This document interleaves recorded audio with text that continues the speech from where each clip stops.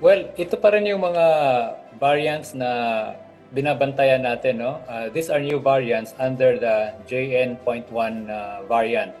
At alam natin na these are mutated variants na talagang nanganganak through the several months of mutations, no?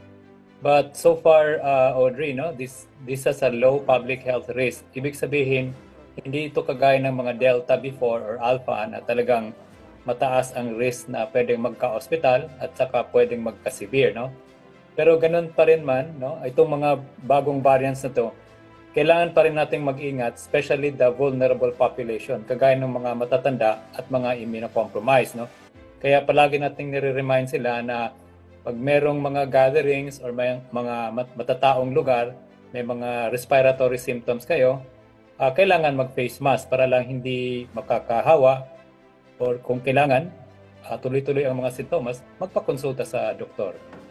Doc, Well, unang-una, no, nakakalungkot lang dahil because of the mutations, itong mga bagong variant, hindi na tayo protektado doon sa unang mga bakuna natin ang mga nakukuha, no?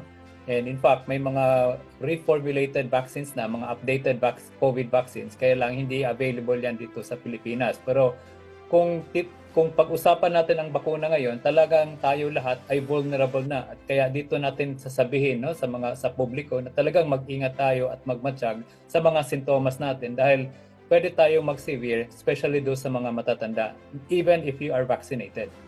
Well, unang-una, hindi po tayo maalarma, no, because this is just an ordinary uptick. Ibig sabihin, hindi ito tutuloy-tuloy na talagang lumalago ang infection, hindi kagaya noong 2021 or 2020, no?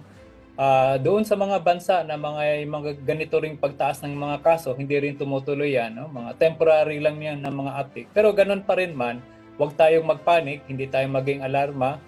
Importante lang ngayon na protektahan natin yung sarili natin kasi hindi lang naman COVID ang sakit na pwedeng magdulot ng respiratory symptoms. Nandyan ang pneumonia, nandyan ang influenza, nandyan ang respiratory syncytial virus. Marami talagang mga mikrobyo ngayon na pwede nating makuha, especially sa ganitong klaseng mga panahon ngayon. Kung base doon sa mga sintomas, no, most of the time itong mga bagong strain, ang presentation talaga nito, Audrey, yung upper respiratory tract manifestations. Ano ba ito?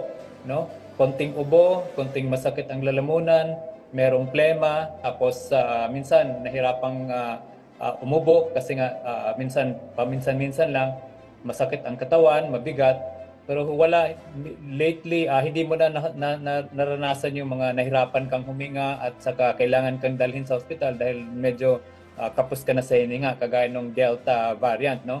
So yun ang mga common manifestations sa variant na ito na most likely these are just most of the time self-limited at mild ang mga sintomas.